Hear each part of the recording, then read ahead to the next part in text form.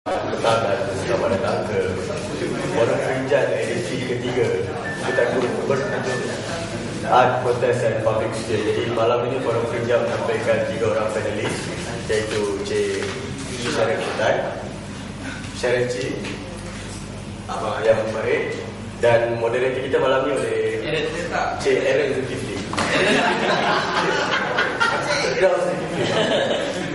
Jadi saya serahkan majlis kepada Tuan Moderator kita.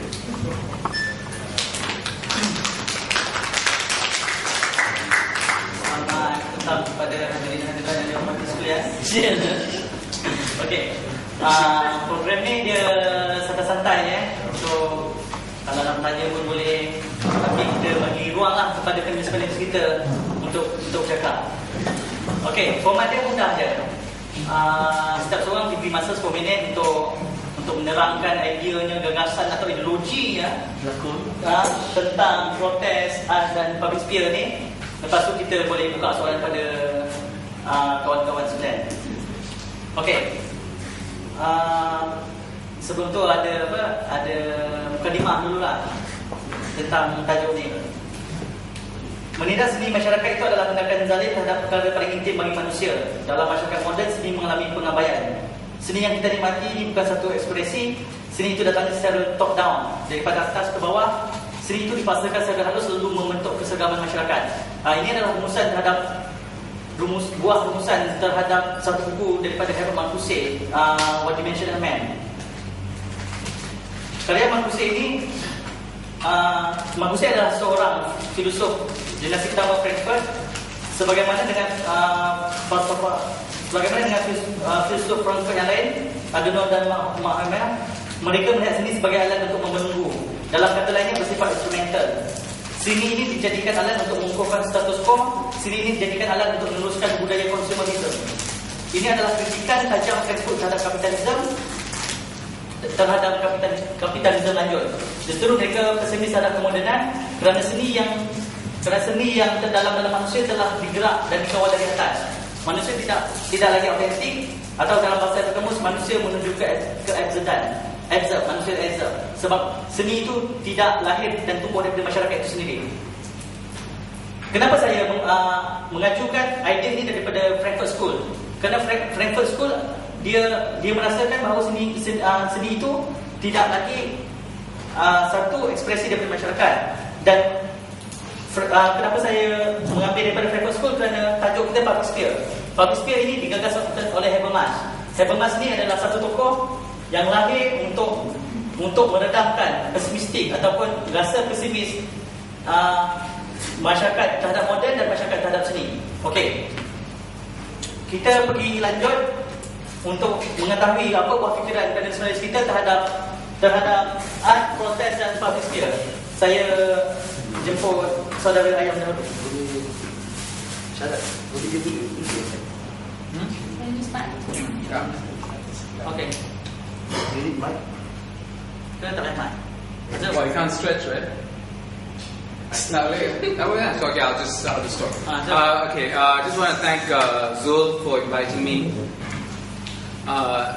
Dan sebenarnya dia mengundang saya ke sini pertamanya untuk to repeat mengulang sekali satu ucapan dan talk I gave at Nottingham University 2 minggu lepas. But we changed the format. I think it's much better this way. But I talked in the talk I gave at Nottingham, I dealt with performance art. 2 instances, 2 festivals of performance art. Satu kali in 2006 and Buka Jalan this year, and I use it to analyze what I think is the way in which artists imagine themselves in relationship to their society, in relationship to politics. So for me, the interesting thing is trying to understand what artists are doing and what it says about our society. Needless to say, there are many artists, different strategies, different objectives, and because of that, art is not one thing. think would be my starting point. The other thing, of course, is that artists are never just artists. They are also citizens, they're parts of communities, they have identities maybe formed by others and they accept it, or they are, like many modern societies, people are evolving and adopting new identities or changing and rejecting old identities. So the question of who the artist is representing and what that art might mean can go in many different directions. Maybe later on we can talk about the specifics of performance art and these two festivals, which I use to compare what I think are kind of political strategies involved. But I think in general, the idea that what artists do, I think I was trying to put forth an argument that what artists do, even if it's marginal, is still very important for larger society. Sometimes artists are doing things that are that will shape and change our societies. Perhaps not because they wanted to have that kind of power, but just because it gets absorbed into something larger and takes on its own kind of force. So for me, art has a place in the public sphere, and I think the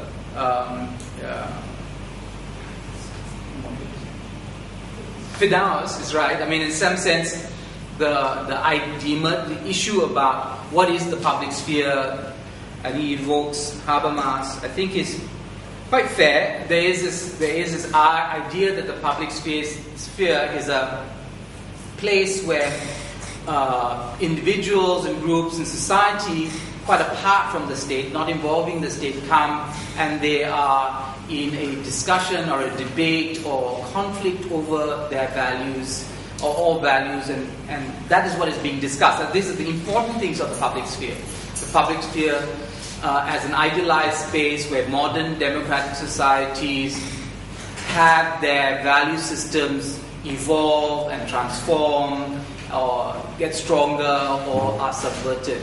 All this happens because individuals and groups are in discussion. And so the public sphere then is a place where you can take a measure of what is happening in your society.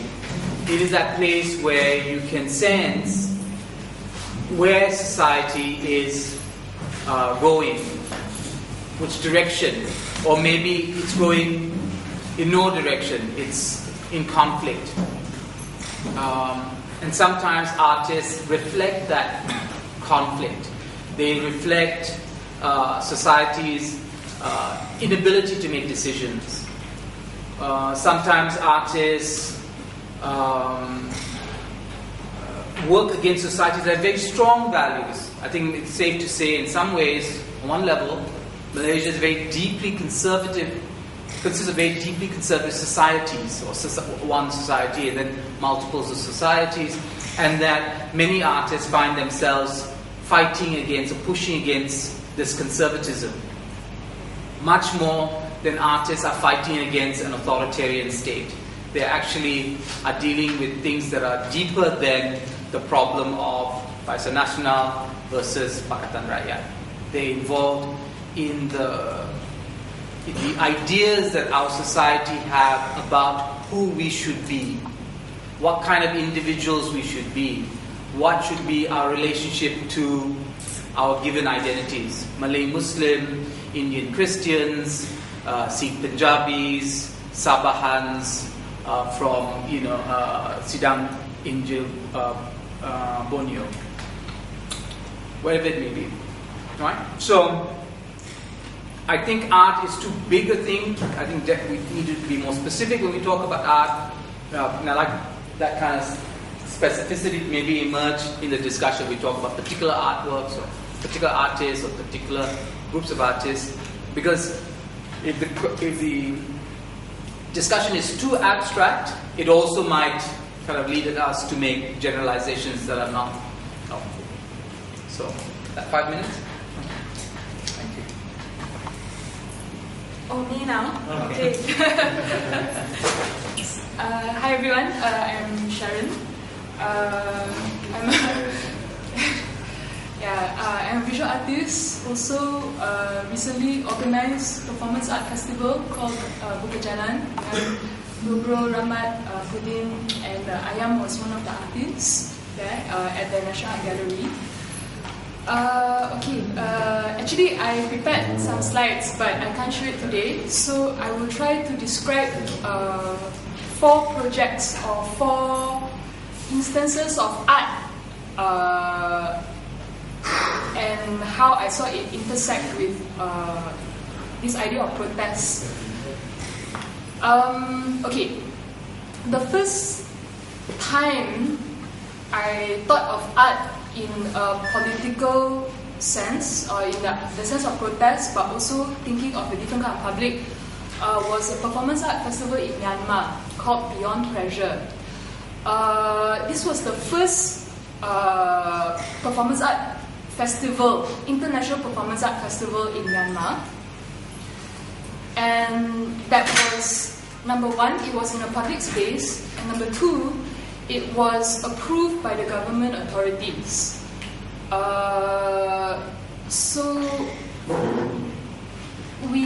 What happened was, the international artists who were participating in the festival, I think there was about 8 or 9 artists, we were required to sit down at a session with government officials, Myanmar government officials. So just imagine the regime that is one of the most world famous oppressive regimes. We were sitting down with them on this long banquet table and with dim sum.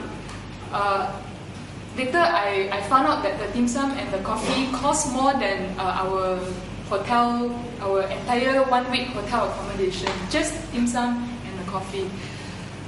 So we sat down, there was maybe 13 officials, and each artist had to explain to them, they had artist statement, artist bio, and each artist had to explain to them what we were going to do. Show, say step by step, now I will put on this shirt, now I will use this doll made out of newspaper, and they were very detailed questions. We were probed very closely. Oh, you're going to wear this shirt, what color? Is it white? Is it red color? Oh, this doll is made out of newspaper. What newspaper? Is it a national newspaper or international newspaper? So, eventually, we succeeded in getting the certificate of approval, official stamp of approval from the Myanmar government to hold this performance art festival in a public park.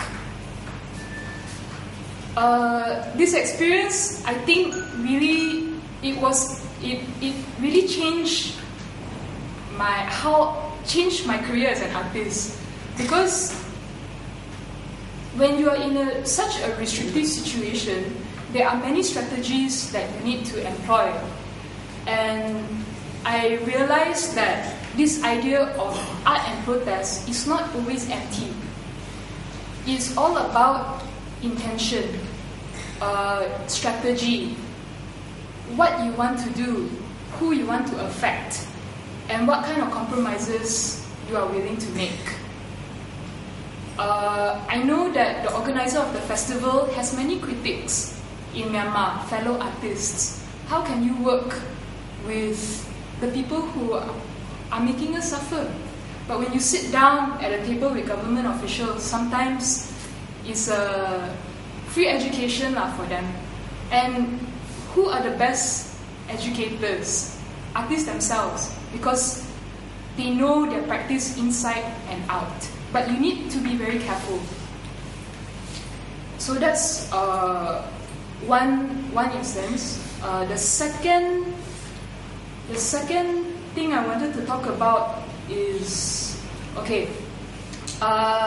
there was, in America in 2010, there was a cartoonist called Molly Norris, and she has a blog. She's just a DIY cartoonist like Zuna. Okay, Zuna now not so DIY. She's a DIY cartoonist. So she created a cartoon. It was a joke. She meant it as a joke called "Everybody Draw Muhammad Day," and this was a reaction to an episode of South Park which had depicted menggambarkan Nabi Muhammad. And the creators of South Park had received death threats because of that. So she created a cartoon. Said she made up an event saying that 30th May, I declare 30th May as Everybody Draw Muhammad Day, and you can draw Muhammad any way that you like. And it was about, she said, it was about freedom of expression, about the right, the First Amendment, American First Amendment right to express freely what you feel and what you think. It caused a huge controversy. The cartoon eventually got spread around across the internet, and somebody picked it up and made a Facebook page about it. And this Facebook page garnered 9,000 followers in 2 or 3 days. And then in response to that, there was an anti-Facebook page that was also got the same amount of followers. Later on, it got spread around to many political blogs and art blogs, and she started to get death threats. And she later distanced herself from the cartoon, saying that I never meant for it to be insulting to religion. I only wanted to stress the right to freedom of expression. And she later apologized for the cartoon, and she asked a very famous blog, it's Dan Savage. He's a pop cultural sex therapist, but his blog is very famous in San Francisco. And the cartoonist actually asked him, will you please take down the cartoon? Because on her own blog, she had posted an apology. And this blogger said, no, I won't do that. So, in a way, her agenda, she kept on saying, I had no idea that this would happen. Her agenda was completely hijacked, on both sides of the political and religious extreme. On the one hand, there were the people, the advocates of freedom of expression, saying that she should have stuck to her guns, and why did she wimp out? Whereas for the artist, it was all about that moment, that thought that she had. She never thought of the ramifications. So that is one thing about protest and art and the public sphere. There's no safety. There is no... the thing about the public is that you cannot control their reactions. And any artist who believes that you work in a petri dish, it's like a science lab controlled environment where everyone can think rationally, is very naive. I'm not saying, nobody was saying that she didn't have the right to express, but as an artist, there is responsibility there, and also the need for thinking, intellectual process to think through what you must do. Whether that translates to a sense of self-censorship, I think is one of the things that we should discuss today. So the third instance was okay, Ai Weiwei, the Chinese artist now, very famous, right? He's in but okay, now you see, this Ai Weiwei is one artist, I think, who has been very smart about mixing together the actions of art, the actions of protest, and the actions of just being a citizen. for example, before he got arrested, okay, Ai Weiwei is a Chinese artist, famous Chinese artist who has now been detained by the Chinese government. But all this while, he has been very critical of China's government policies through the media, through his art, so on. So actually, last year in November 2010, I'll give you an example of the art projects that he does. He organized a party in Shanghai called River Crab Party. So it was just a party where everybody was invited. Anybody can come. He announced through Facebook, he announced through Twitter. You are invited to have dinner, and we're going to eat river crabs in Shanghai. Because river crab in Chinese is called he xia, and he xia,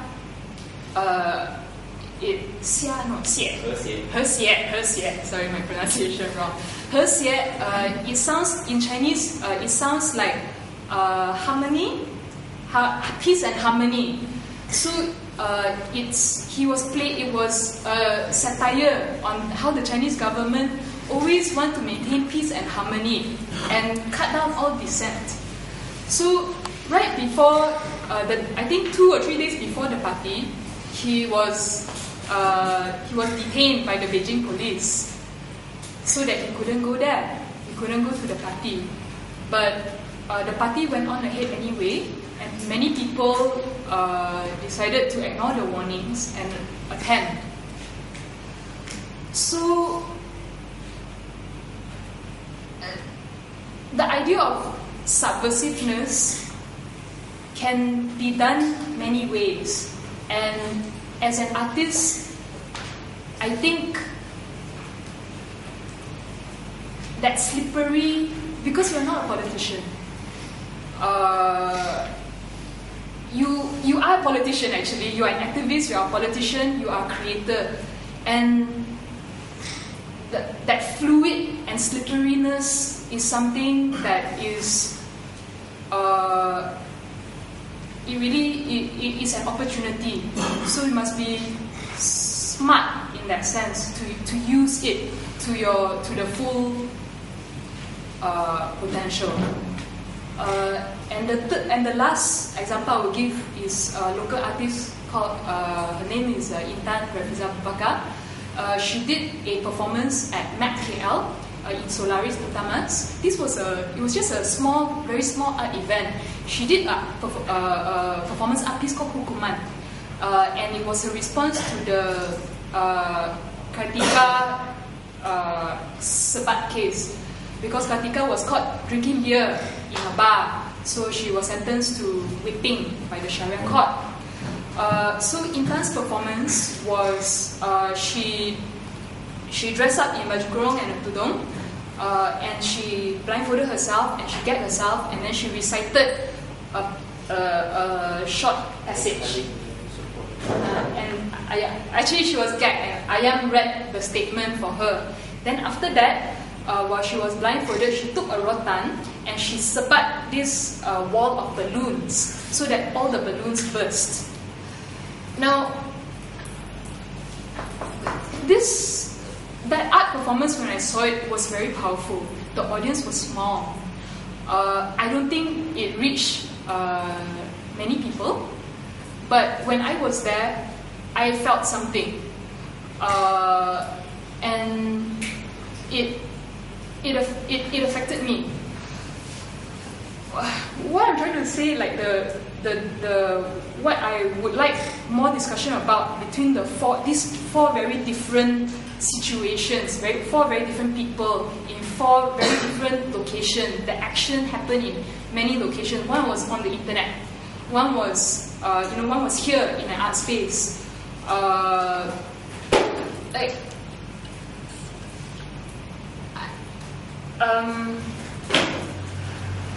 I think the context where something happens, the place where something happens,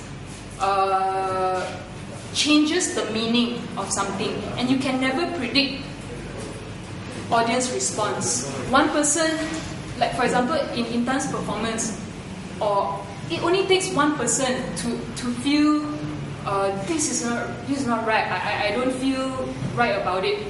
So even in the most safest environment, there is potential for art to be political, and to refer to what Shara said about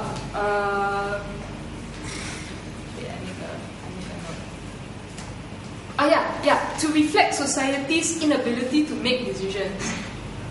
Because actually, this idea of like conservatism, we don't really know to what extent or to what kind of sensitivities people have. But as artists, we should be prepared to think through it and be prepared for anything. Because to me, it's a kind of war actually. And in a war, you are always strategic in how you do things. So it's not necessarily self-censorship. There's a difference between being self-censorship and being strategic. Thank you.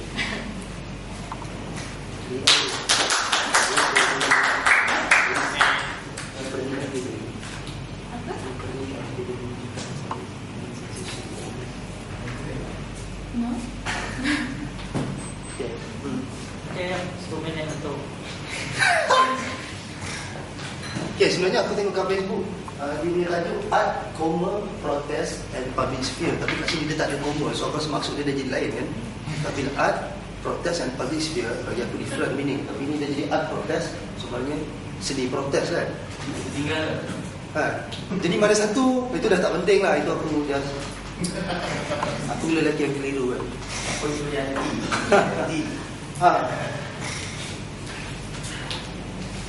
Aku tak tahu sebenarnya nak cakap benda ni. Sebab aku rasa apa yang syarat dengan Syarif cakap, the idea is so big. It's about general, dengan contoh-contoh yang dia bagi sangat besar daripada luar dan different context.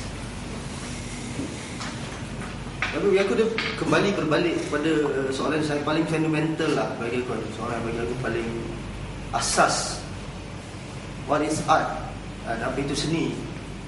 Dan bila kita kata apa itu seni, memang polemik dia akan macam-macam lah. Takkan ada jawapan tu. Memang aku percaya seni itu bukan untuk cari jawapan kan. Tapi kalau kita tengok daripada Greek punya asal pun dulu, dia seni bagi diorang adalah merayakan kehidupan. Which is 3 benda yang dirayakan, iaitu, betulkah aku kalau aku silap kan? Perempuan, hasil-hasil pertanian dan wine. Air wine, air wine. Jadi 3 benda tu yang dirayakan dengan kehidupan. Dan jadi the basic idea kan? Betul tak? Agam tu. Agam. Jadi the basic idea is merayakan. Jadi bila seni protes, dan aku percaya protes itu adalah satu bentuk juga merayakan kan?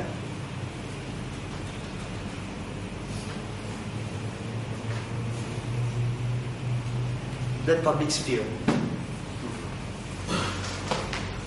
Tadi Syarif dah cakap tentang about being self-censorship atau being strategic kan? Itu sebenarnya soalan yang sangat tertariklah. Sebab baru-baru ni aku dibuka festival, dibuka jalan aku ada berlaku satu performance, dan performance itu menyebabkan satu benda yang agak, aku tak tahu nak bagi gelaran dia tak ada apa kesan terhadap performance aku dulu. Tapi dia menyebabkan ada 2 kereta golongan pekidar datang nak pukul aku lah situ kan. Dan itu relate dengan apa yang Syarif cakap tentang being strategic atau being self-censorship. Pada dasarnya orang melihat aku, performance aku tu seolah-olah aku nak cuba, betul, pada dasarnya aku memang aku untuk melawan ketakutan aku sendiri. Sampai bila kan aku harus takut kan?